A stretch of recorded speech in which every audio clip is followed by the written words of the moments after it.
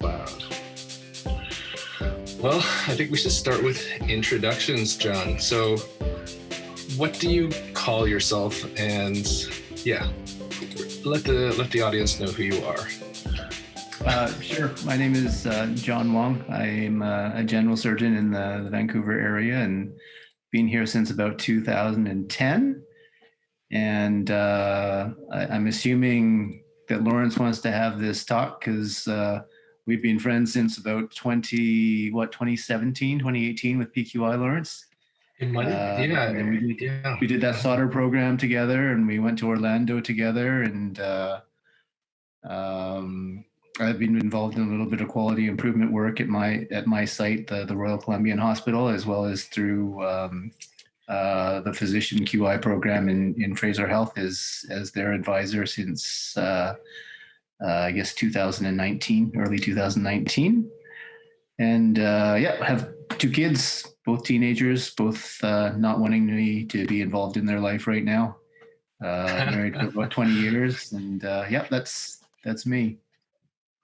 Yeah, and I mean, you're a surgeon as well. You're a surgeon. You work in New Westminster sometimes in British Columbia. So, what brought you into medicine, anyways? Sadly, it was sort of the path of least resistance for me. It was like you. My dad's a doctor, and I have some siblings who went into medicine and didn't really have a good idea of what I wanted to do. So in university, we all had all four of us in the family have exactly the same undergraduate degree. We all went through biochemistry, largely so that we didn't have to buy any new textbooks or anything. So we went through that, and we all went into medicine, and we just kind of ended up there. So there wasn't, and I would love to give you an inspirational story about how somebody in the family got really sick and I wanted to care for them, but it just doesn't exist. I just This is not a medical school interview. You do not have to say that kind of stuff. No. That's awesome. So what kind of doc was your dad? He's a pathologist. Yeah. And which province, or where was he? Where did he work? Well, I grew up in Calgary. My dad was there in Calgary for about 20 years. My older brother is a pathologist too. My younger brother should probably be a pathologist because he's also got that sort of personality, but he's an internist and he's married to a pathologist. So pathologists run in the family. What do you mean, that sort of personality? What personality does a pathologist have, without offending anybody? What do you mean? Well, you know me pretty well. I'm sort of pathologically introverted, and my father and my brothers would probably be even further down the scale than I am. But they're all very nice people. They're all good, just introverted and shy and studious, and my brothers both had, went through that MD PhD program in Toronto, and they ran labs, and that was actually their preference. The medical degree was really more on the insistence of my parents to make sure they had a decent income than anything else, but they liked the basic science thing. No, I think that's super common. It's like, as you said, it's kind of like that path of least for some people, it's seen as a. Oh, sorry, I have a little boy here. What did you say? Can we eat something? Yes, you can. Go ahead and eat something. We need something to open eyeshadow throat. I'm gonna just. So what did you say? What do you need? We need something to open the eyeshadow throat. Oh, you want to open a door? Is that right? Yeah. Do you have something? I don't, but maybe you can ask. Let's ask Michelle. How about that? Okay, thanks. Yeah, we're doing a little bit of childcare here, so. Oh yeah, no problem. Let me put this background. Switch background. So, yeah. So the path of least. A lot of people say medical school is a high resistance, high barrier of entry, but I think I agree with you that it was the path of least resistance, because the resistance is from the parents. All other routes were chopped off, eh? Yeah, absolutely.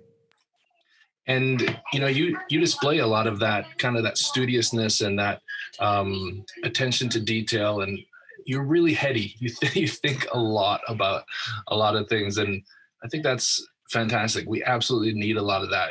We need a lot of thoughtfulness within our system. I recognize that when you took the position as the advisor in Fraserhealth PQI, that you actually like went through like all of the material, and you kind of like made sure that you knew all of the material front to back. Like you actually created a whole video series of yourself kind of teaching it, right? That's because I like listening to my own voice, though, Lawrence. So, yeah, no, it was super intimidating because obviously, Kurt, who I know you've interviewed, I'm super jealous because he actually took the 2-hour car ride with you, but obviously following the steps was pretty tough, and I just wanted to make sure I didn't screw it up too much. Oh yeah, it's I still look forward to being able to watch that sometime. I'm gonna close the door because the piano is going. Sure, Lawrence.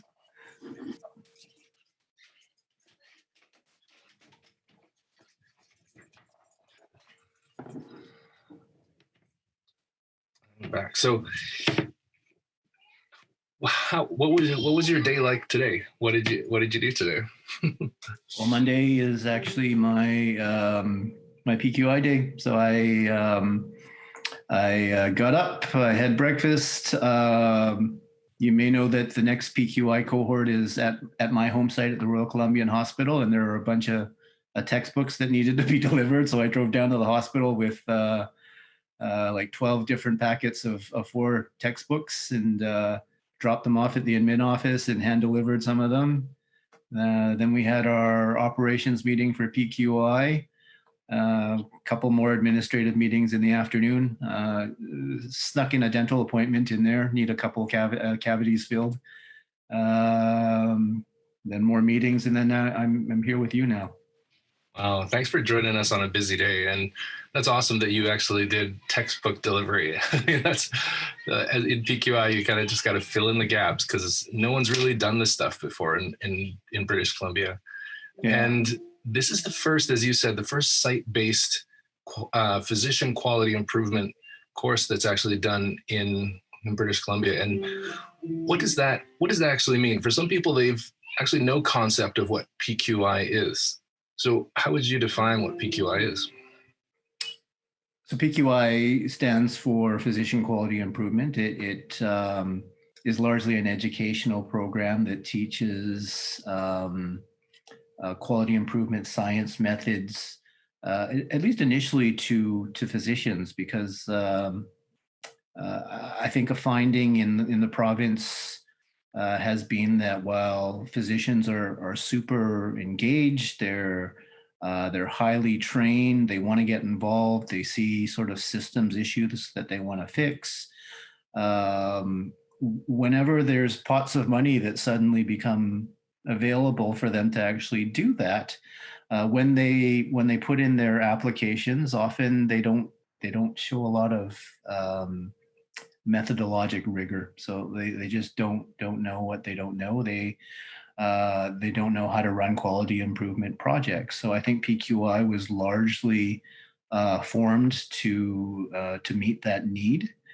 And our program in Fraserhealth has been going on for 6 years now. We're currently in cohort 6. It's a year-long program.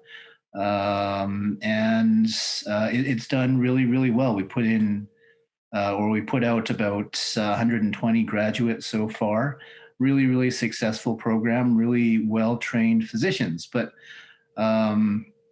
we usually run one central cohort out of Surrey every year that encompasses the entire health region, which of course is huge. It ranges from Burnaby out to Salmon Arm or something. Boston Bar. Yeah. As far north as Port Moody, and all the way down to the border. So it is geographically a huge region with 12 different sites. And when you have a cohort of 24 or 25 hospitals and the community, those relationships that you build within the PQI cohort are often spread across the entire region. So you're not really building quality improvement communities. You're not really building quality improvement relationships with the people that you work with on a day-to-day basis. So one of the thoughts that we had in PQI was, well, what if you could give the same experience except within a site or within a professional group, so that whatever you're doing in PQI is easily translatable into your life after PQI as well. So again, it all sort of speaks towards how can we replicate that PQI experience outside of PQI afterwards. So my own site, the Royal Columbian, is a guinea pig site. We actually have 20 alumni at the site already.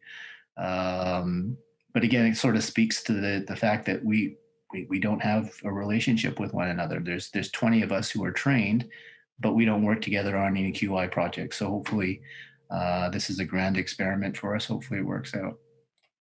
Yeah, and from what I've witnessed, right, coming from cohort number 2, is that once people graduate from the physician quality improvement program, they do have kind of the semblance of a methodology to go forward, and it's potentially quite rigorous, and everywhere from how to form a team, how to form a charter, how to get the right sponsors, how to have data visualization and what charts to use and all that.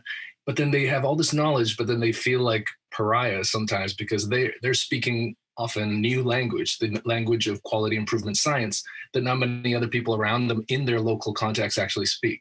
And so this sounds like a really good idea to actually bring people together who are actually working potentially side by side, or at least in adjacent departments, co-located. And then when they going through this learning journey together, they'll be able to kind of gather strength from each other. Yeah, is that kind of like the idea? I think so. That's part of it. Another thing we're experimenting with is the idea that maybe we should be involving non-physicians as well, because obviously we have to work with non-physicians because of where we are in the health system. Physicians are, we're in a leadership position because we're something that's always thrown at us is that something like 85% of all healthcare expenditures stem back to a physician action or decision. We're the ones that write the orders. Ultimately, a lot of the responsibility falls on us, but we do have to work with nurses and administrators and allied health. And, if that's the case and we have to work with them on quality improvement projects, and why are we sort of siloing ourselves within PQI with just physicians? So really interesting characteristic of the upcoming cohort at my site is that only half of the cohort is physicians. The other ones are non-physicians. There's a lot of managers and directors, some frontline nurses, some data analysts, because again, we want to provide them with a safe educational space to learn how to do the methods, but we want to give them some semblance of what they're actually going to be dealing with out in the real world as well. So there's the site-based aspect, that then there's also the whole interprofessional team aspect that we're trying to build. Went back in 2016 when I did the physician quality improvement under Dr. Kurt Smetcher. It was like it was like a whole new set of learning for me. I was like, why didn't I kind of learn this earlier? And I know that in the medical school in University of British Columbia Medical School, they're trying to get it earlier in the curriculum, some of the open school stuff, the IHI open school stuff. But like, when did you come across quality improvement science stuff? Was it only when you did the cohort 3 of PQI, or what? Did you have a exposure earlier? I didn't. We sort of learned about it. I did my residency in Calgary, and then I went down to San Francisco for a colorectal fellowship, and didn't hear a lot until sort of the end of my residency training, which would have been around 2005, 2006 area. And then I started practicing, and then you sort of forget about that stuff. And eventually I landed at the Royal Columbian Hospital, and then I was kind of voluntold to be the NISQIP Surgeon Champion, the National Surgical QI program, which is run through the American College of Surgeons. So every site in Fraserhealth has something called the NISQIP Surgeon Champion, which is the guy that sort of is the gatekeeper for all that surgical data. And I didn't know much about the job, but started looking at some of the data, and it's at my particular site, it's really bad. Something that this surgical database will do is it'll rank you compared to other NISQIP hospitals. And it'll color coordinate too. So it's like if you're in the bottom 10% of the world, you're red. And if you're in the top 10%, you're green, and everything else is sort of in the yellow zone in the middle. And there's about 200 different morbidities that they look at, and we were all red, like not just bad, like bottom 10% of the world bad. Oh my gosh. And they send out these reports every quarter, and so it's my job to take these reports and then to report it to all the department heads and to executive, and so.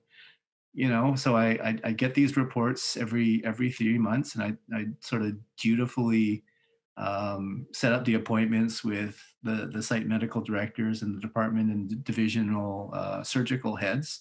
And I'd hand over the report and say, what do you think? And they'd say, well, this data is bullshit because it's collected over a year and it's a running data. So what am I supposed to do with this? And obviously it's bad data because we're not that bad. We're really, really good. And then 3 months later, we do exactly the same thing, and then exactly the same thing. And we never really got worse, but you never really got any better either. Right. So, but then you'd sort of ask, well, your surgical site infection rates are really high, your pneumonia rates are really high. What are you actually doing about things?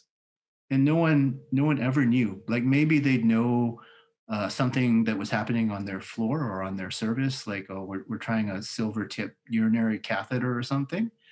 But in terms of what was going on the other side of the hospital or on a medical unit or even another surgical unit or another surgical service, no one ever knew, right? Like there was just no community of people doing this stuff. So I guess it would have been around 2015 that I just talked to the executive director and the site medical director at my site and said, well, in residency, we used to have these research days where we just got together and we talked about research projects, resident research projects. Maybe we could do the same sort of thing at our hospital.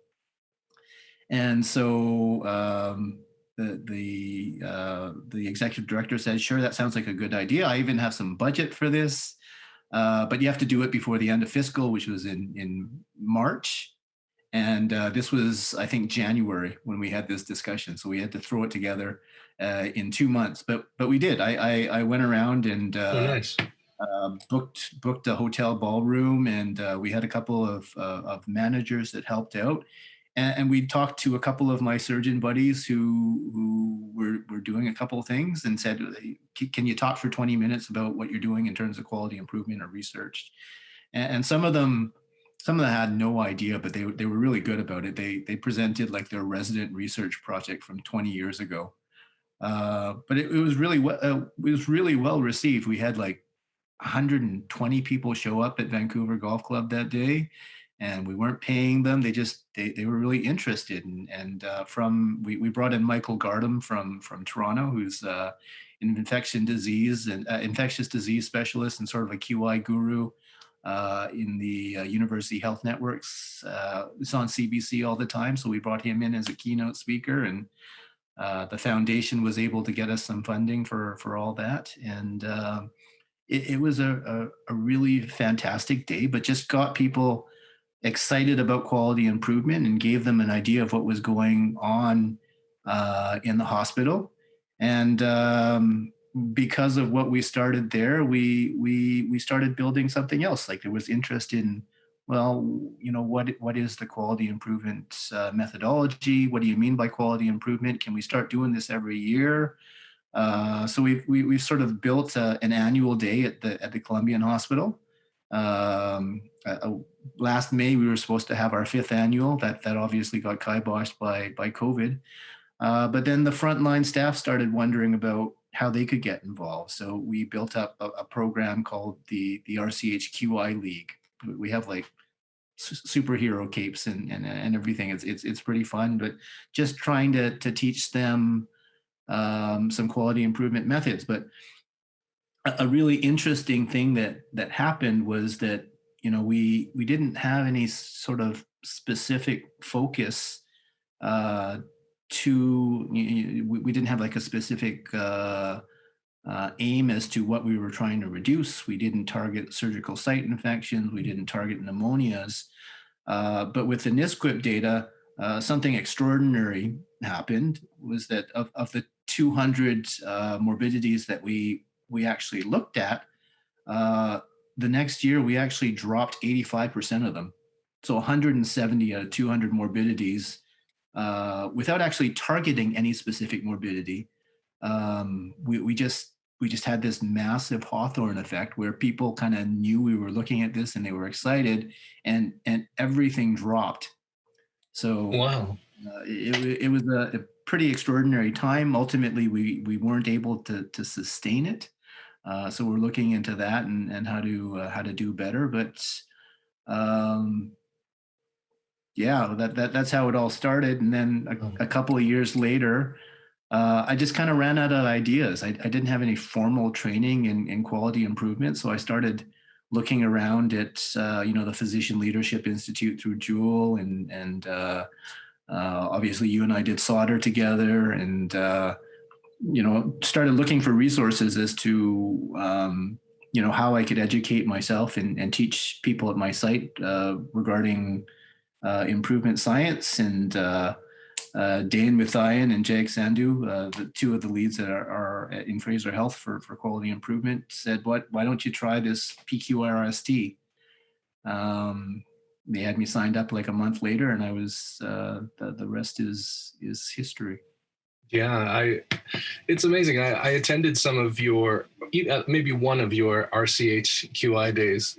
I think it was that orange shirt, the one with the shirt kerfuffle. Yeah. But it was good. You always made it fun, and I remember your slide with you, and was it like a burrito, something about like the I guess QI burrito, yeah. QI burrito, yeah. And I think somehow it tied into how was like culture eats strategy for breakfast or something like that. Something like that, yeah. So some people might not have heard that saying, that culture eats strategy for breakfast. In your words, what does it mean? Well, I mean, culture is a difficult one, right? It's difficult to define and difficult to measure.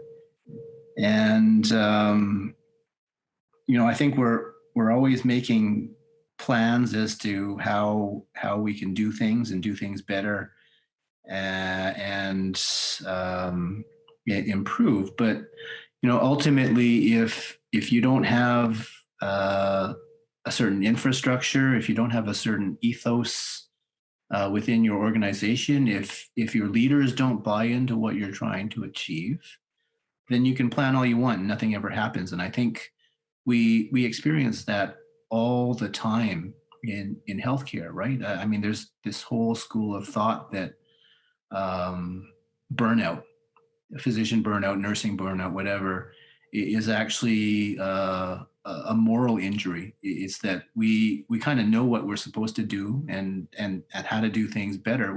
We're unable to because of whatever, because of the system, because our leaders are not on board, because there are roadblocks, blockades that keep us from doing what we're supposed to be doing.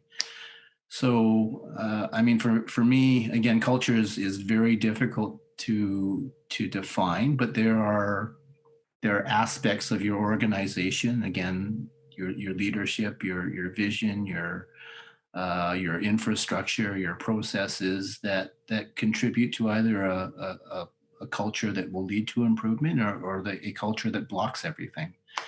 So yeah, in that sense, for sure, culture eats strategy for breakfast every time. Yeah, because there's, as you mentioned, your culture includes a little bit of like what the leaders care about and the infrastructure that's there. What are the other elements? Like, what is an ideal? What is an ideal? I don't know, healthcare culture. Is there such a thing, or are there some elements? What do you hope to bring about with things like PQI at your site? Yeah, it's interesting because I've just spent the last couple of months. PQI is actually a provincial initiative. All six of our health authorities. I shouldn't say all six because we're missing the First Nations Health Authority, but six of our health authorities actually have a PQI program, and the PQI Central Leadership Group commissioned the study of a number of portfolios. One of them being culture. And I actually authored that report for the last couple of months. So we were trying to answer just that question. You know, how do you build an appropriate culture that fosters quality improvement? And again, really difficult to do. We already mentioned leadership, but you know what aspects of leadership? Well, you know, ideally a leadership that that backs what the frontline staff want to do and are aligned with with their troops. What else is there?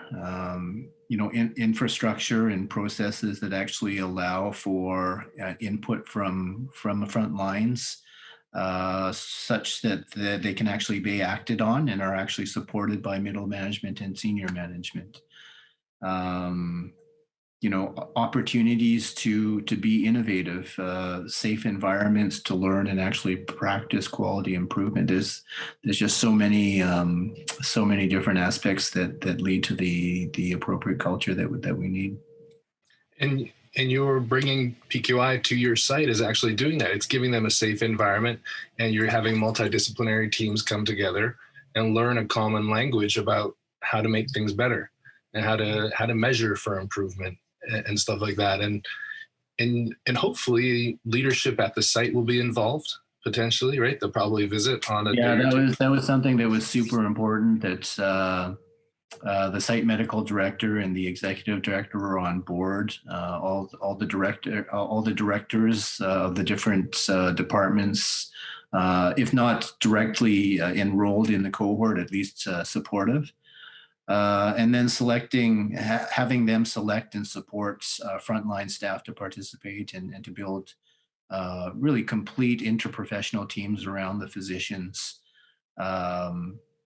We'll see how it goes. It's an experiment. We haven't really done that in PQI. We've encouraged our physicians to sort of build that on their own and to do that outside of the educational context, but to actually do it all within PQI, that's an exciting prospect, but a little bit daunting as well.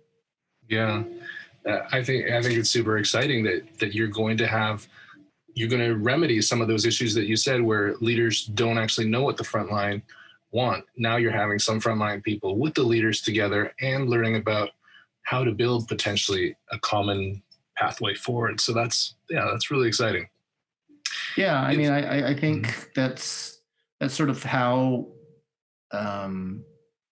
we've exerted our influence on the health system. Like you think PQI is such a small sliver of the quality improvement portfolio in the health authorities in the province, but also even a smaller sliver of the entire healthcare system at large. And over the last 5 years of our existence, I seem to see that we've actually had a rather big impact, right? Even on our own health authority, suddenly there's an emphasis on access and flow. There's a whole new VP portfolio for that. There's a new emphasis on the educational or our improvement model that we emphasize in PQI is now sort of being adopted by the health authority and wider. they're trying to make more sort of QI lead positions for physicians. And I think largely that has to do with the influence that PQI has exerted on the larger health system. And why is that? Because we are such a small program. But ultimately, I think it's because, we have built a certain culture within the program that is then reflected in our graduates, in our alumni. And, it's then seen by others in the health system and seen to be really, really useful and somewhat contagious and infectious. It's a good virus. It grows that way, right? So, how do you build PQI so that's it's even more impactful, that people can see that PQI culture even more clearly in the program? And I think it's a lot of the things we talked about already is you try and replicate the things that are actually needed out there in the real world within the program, which is multidisciplinary teams and doing it at sites and within groups that actually work together, and collaborating with other organizations like the Quality Council or other QI portfolios or medical and surgical departments, and local and regional data teams, so that they know what sort of data to extract and how to do it and how to present it. So there's lots and lots of exciting things to do within PQI, so that we have an even bigger impact than we've already had. And I think so much of that big impact that you mentioned, the outsized impact from a small team, I think it's because the impetus for quality improvement is the problems that we're all facing on a day-to-day basis. And finally, we actually have a scientific, evidence-based way of moving forward, that there's actually a framework for how you can do it. And that's what quality improvement, I think, brings. It brings you like some hope, right? And I think and then when you get physicians involved, who are usually the laggards because they're too busy putting out fires, and now you're actually putting them in leadership positions where they're like, not only am I going to participate, I'm going to lead, co-lead, or collaborate with you. I think administrators and I think all the other allied health, they get really excited about that because they've been seeing the problems that we're trying to deal with and solve on a daily basis. Those pebbles in your shoe, those frustrating things. And it's awesome that you're actually bringing that to your site, Royal Columbian Hospital.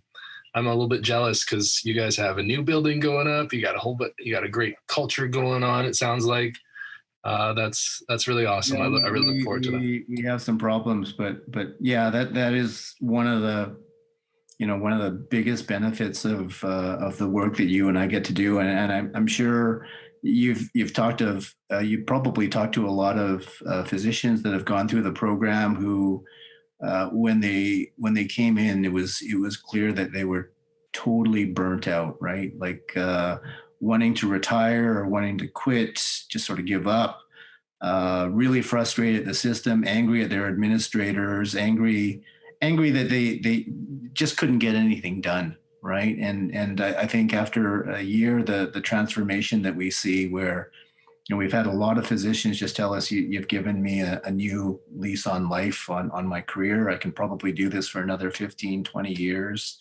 That certainly is one of the more gratifying things of what that we do.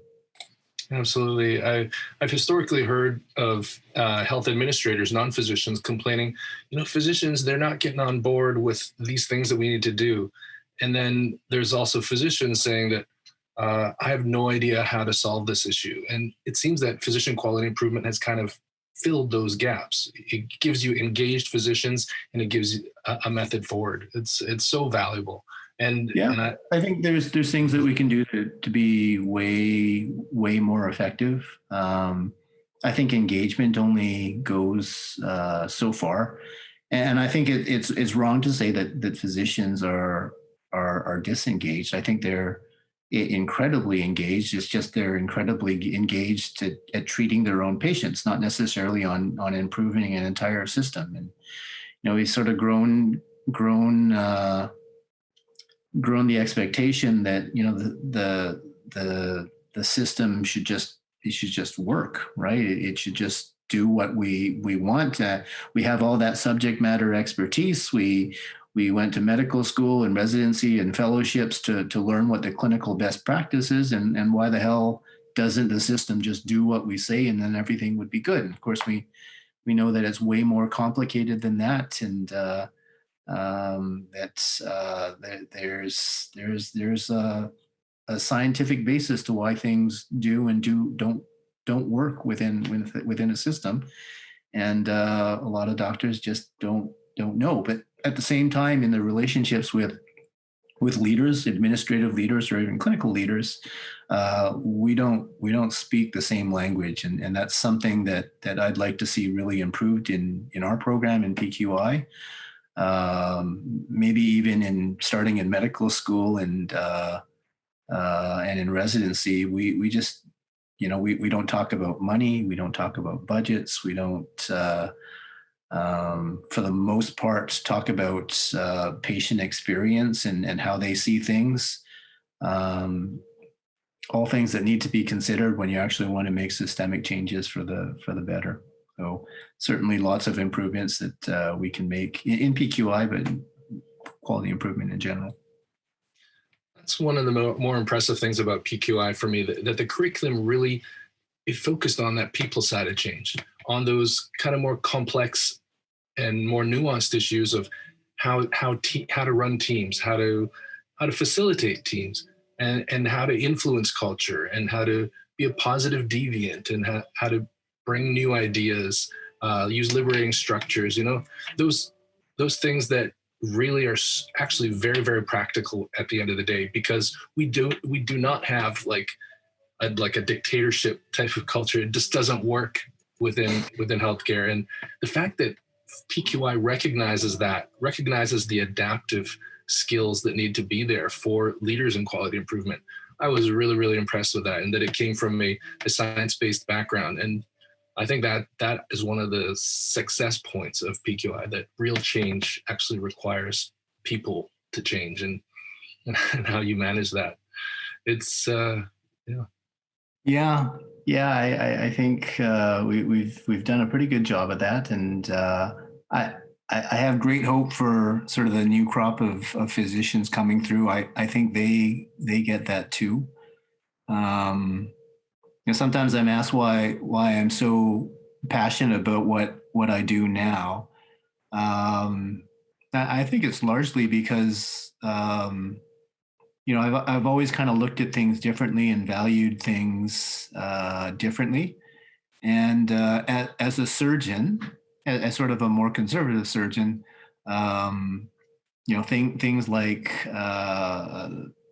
patient view or the personal side of things haven't always been appreciated or valued in my profession. And it's been incredibly frustrating, because you study hard, you work hard, you work atrocious hours, you sacrifice your youth to do this, and then you sacrifice your family life to try and provide excellent patient care, and yet things still go wrong. Patients still suffer.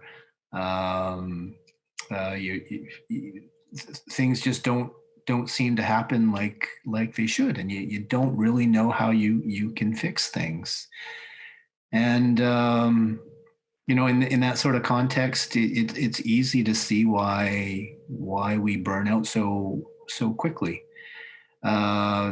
And we don't know how to support one another when that happens, because it's like, well, what's wrong with you? Why aren't you more resilient? Why aren't you?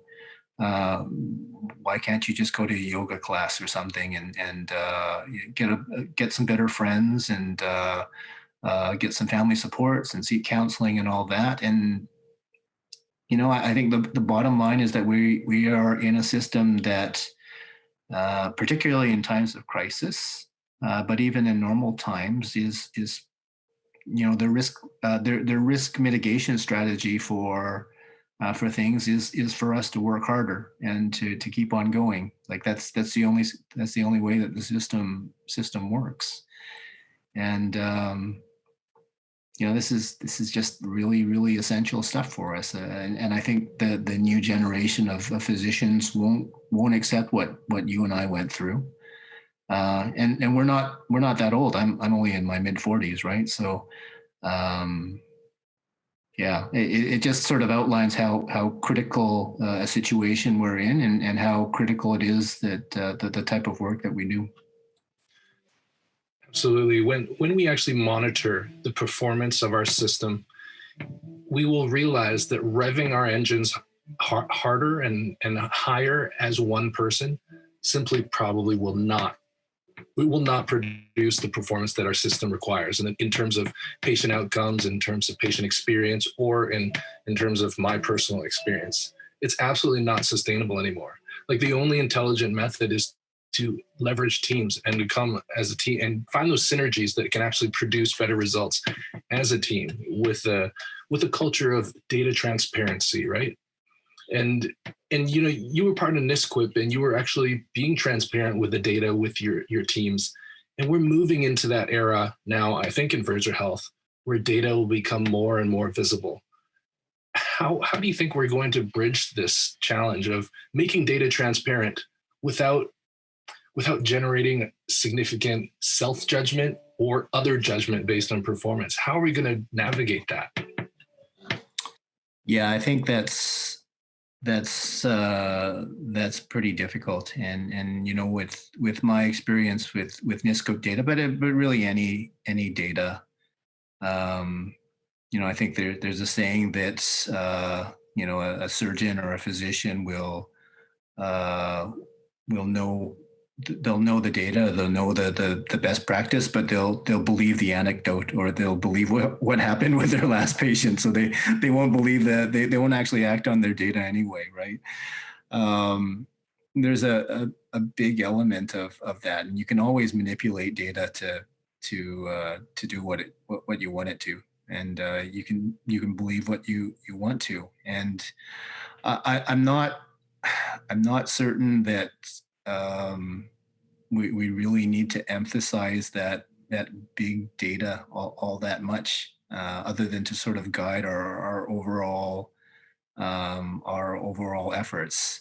We talk in PQI about sort of project level measures that you need to keep track of, and it's important that you know how you're doing, and you know that the things that you're doing actually lead to an improvement.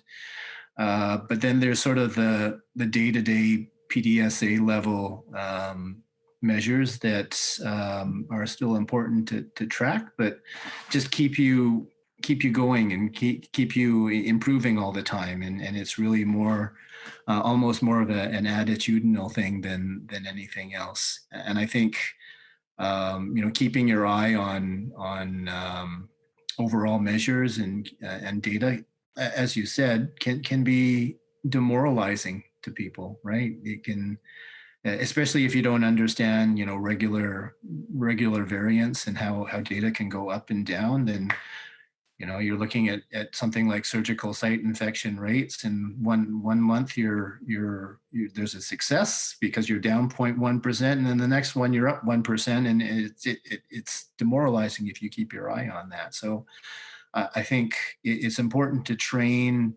everyone about how quality improvement works, how data works. That's important, that we're always trying to improve, and we're trying to get rid of those pebbles in our shoe, and that there is sort of a method behind it all. But the focus on data, on measures, it may, in my view, and I think in the view of a lot of leaders, even Don Berwick said, we might be focusing on data a little bit too much right now. So yeah, I remember, difficult to assimilate for sure. Yeah, I remember Don Berwick saying that measurement is a poor man's story. I think what that means is that the stories are more important. The patient's experiences are more important. The physician's experiences, the nurses, allied health, respiratory therapists, phlebotomists, rather than over focusing on data. The data helps, I think, in general. How many errors are we causing? how many good outcomes are we getting, how many targets are we reaching. But yeah, I think it's about the human experience of the care at the end of the day as well. Mm-hmm. Mm-hmm. Yeah, I think that with the cultural aspect of quality improvement, there is a focus on psychological safety, because within that foundation of psychological safety, innovative ideas come out. I always think of that IDEO video that you and the team show for innovation, where they're trying to invent the new shopping cart. Really fun video. It's on YouTube if you guys want to watch it. But that safety to be able to put out ideas, does that exist in your context, like where you work in the operating room, or is that something that's pretty common? I think it's largely site to site, surgeon to surgeon, almost operation to operation basis. But I think there are systematic things that you can put in place to try and make it more safe. I think clearly there are environments where members of the operating staff don't feel safe to contribute, right? Like we've had sort of a spike in wrong-sided surgeries in Fraserhealth in the last couple of years, and clearly, how can it be that there's 10 people in an operating room, all of whom have gone through a checklist of some sort to make sure that the right procedure is done, and it's not. Somebody must have known something, right? In each of those instances, and what can we do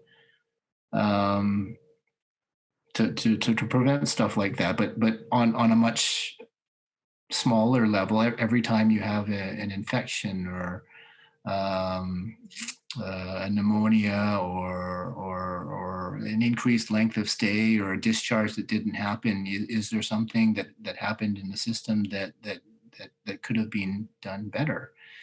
And no one wants to be called out. No one wants to be accusatory of their colleagues. No one wants to, if they're on the medical team, no one wants to say anything against their physician for the most part. And so, it's that whole, if you say something, you're a whistleblower and a traitor, and nothing good can come of it. So, how do you get out of that that sort of culture? And I think it's really difficult. But again, if you sort of treat it on a case by case basis, then it's never going to get fixed. You have to kind of look at the entire system that contributes to it. And yeah, it's a big problem. And I really resonate with what you said there, that some of these bigger problems like wrong-sided surgery, they actually are not just caused by one person's mistake, that there's a kind of a Swiss cheese model of problems that it passed a lot of different safety points to get to that point. And there's a lot of bad combination of things, and even it's something from a delayed discharge to maybe one person off shift, to that complexity involved is challenging. And quality, yeah, they're tired, or they've been on call, they've been up for 48 hours, it was noisy in the OR, the x-ray was flipped, who knows, maybe somebody had a fight with their wife and they weren't thinking straight, or stuff that stuff that happens to all of us every day that we can understand. And I think even within the medical team or within the leadership team, often you think, who's the jerk that did this, and how could you possibly make such a dumb mistake, and who's going to be accountable here? And I remember when talking about some of these cases, and you talk about sort of, instead of individual accountability, a systems accountability, that everyone involved is somewhat accountable for what happened. And I remember one of the comments being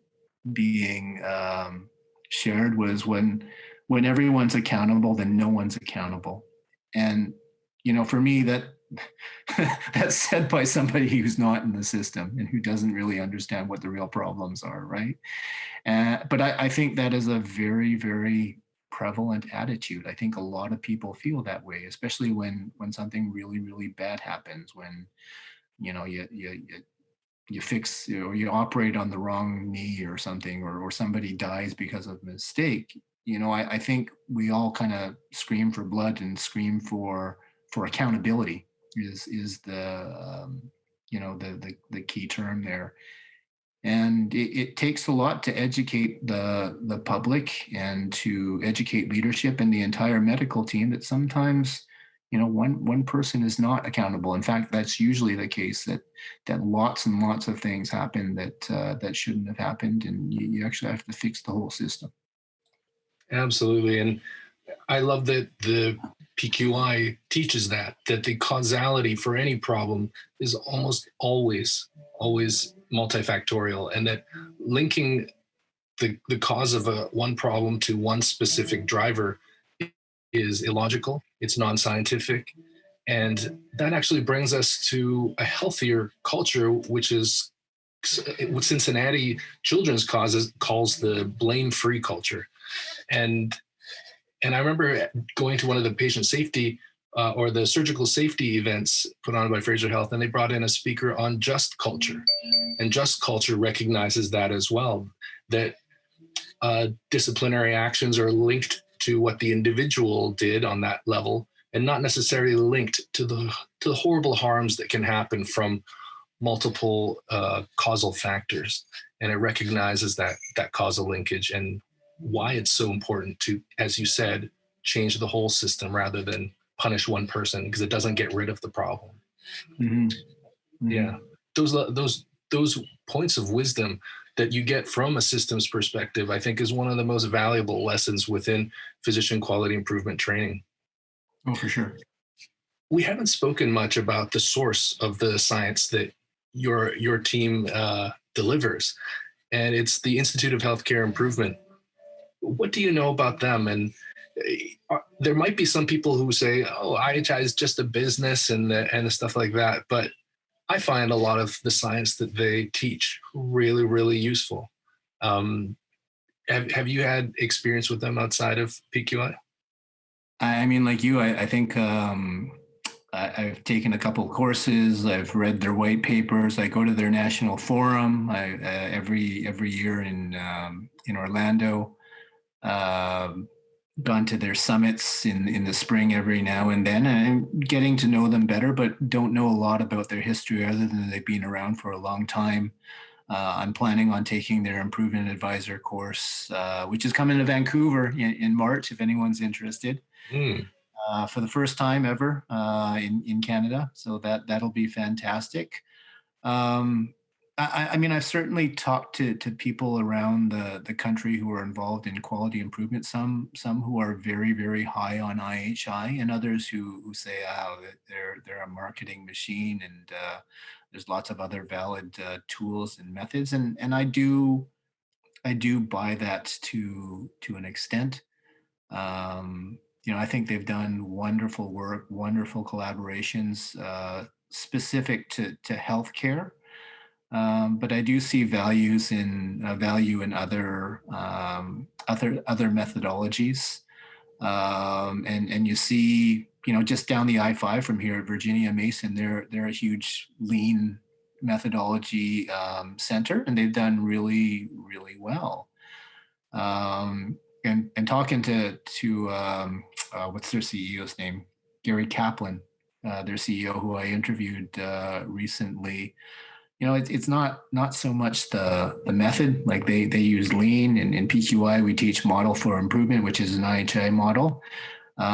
It is really helpful if within a given system, so Fraser Health Authority or British Columbia, if everyone is sort of speaking the same language and using the same tools, it sort of helps facilitate one direction and alignment. So in terms of a specific model, I'd probably say pick one and stick with it for your entire system. But no, I'm a big fan of the IHI. I'm getting more that way. But Michael Gardam, who was the guy we brought in for that first RCH day, if you've been a member of the solder program, you know he's not particularly high on IHI. I see. And yeah, you do a good job of staying in touch with your teachers throughout the system. And is that you recognize right away that Michael Gardam would be a really, really helpful for your system? Is that how you planned to keep that connection? I think it's just a recognition that there's a lot of really, really smart people out there, way, way smarter than me. So, I talk to Michael every now and then. I talk to Kurt a lot. Even some of my PQI co-leads and faculty, I try and talk to as much as possible. And it's just an understanding that there's a lot of smart people out there that I benefit from their wisdom and getting the opportunity to talk to them as much as I can. And you interviewed Gary Kaplan recently. Tell us about that. That was part of that culture report that I was writing for PQI Central. So I had met Dr. Kaplan at the last IHI forum. He was running a workshop, and we exchanged some contact information. And then for this culture report, I actually talked to probably over 200 people within the PQI program, but also throughout the in the ministry. I talked to most of the CEOs and VPs of medicine and VPs of quality in the province. I talked to Susan Shaw, who you know from Solder, the chief medical officer out in Saskatchewan.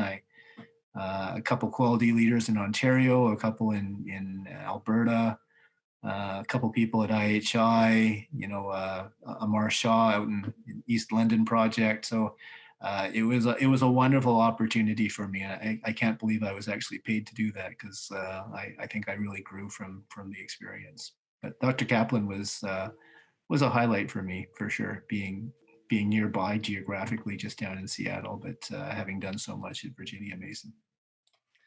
And that's one of the fantastic things about quality improvement, that no man is an island, and you reaching out and connecting all those silos, bridging all the silos, and really absorbing and not trying to reinvent the wheel.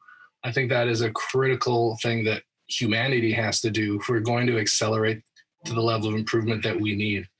Yeah, I'm not smart enough to recreate the wheel. That's the problem. None of us are. The road that we're trying to travel on is so complex now with the population that we have now, that we cannot be trying to reinvent the wheels alone. That being said, to finish off this interview, if there was one concept that you wish every person in the system knew, that you think that would make the system a lot better, what would it be? I think probably that it only works if everyone's involved. Like, we're, particularly as physicians, we're so focused in on sort of that utopian system that would solve everything. If only we had a new hospital or a new medical record system, or if we could implement such and such a clinical protocol, everything would be better. And it doesn't work that way. It's if everyone does their small part, everyone is sort of pointed in the right direction, but involved in quality improvement, and we're making thousands to millions of changes on a daily basis. That's the only way we're going to get there. So I think there's the idea out there that it's for leaders, or for QI champions, or for doctors, and that's not the case. Everyone has to be involved. Everyone has to do their part. Otherwise, we don't get where we're wanting to go to. Well, anything else you'd like to share, John? No, this was fun. I kind of missed that we didn't get to take a drive, and of course, we've known each other for a couple of years, and we just, especially with COVID now, we don't get to hang out, we don't get to pig out and eat at restaurants, and so I Probably good. yeah, for you and me both. But For me, yeah. I just sort of miss interacting with you, man.